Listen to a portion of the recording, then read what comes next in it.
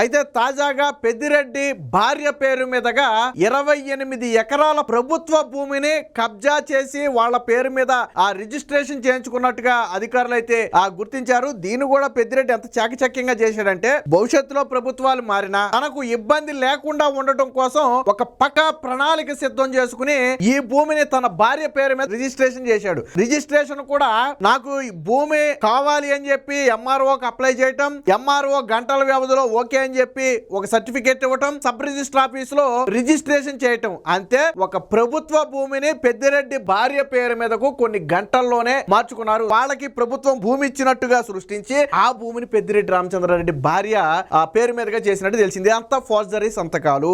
ఇది forensic lab నిర్ధారించిన తరువాత ప్రస్తుత అక్కడ ఉన్నటువంటి ఎవరైతే తహసీల్దార్ ఉన్నారో ఆ తహసీల్దారు ఒక స్థానిక స్టేషన్ లో కంప్లైంట్ కూడా ఇచ్చింది. ఒక స్టేషన్ లో ఒక కంప్లైంట్ ఇస్తే ఆ కంప్లైంట్ ఆధారంగా విచారణ చేసిన ప్రభుత్వం ఆ భూమి మొత్తం కూడా ప్రభుత్వ భూమి అని నిర్ధారించింది. దాని విలువ ఎంతో తెలుసా? అక్షరాల 28 ఎకరాల భూమి ఖరీదు దాదాపుగా 100 కోట్లు లేదా అంతకంటే పైమాటే.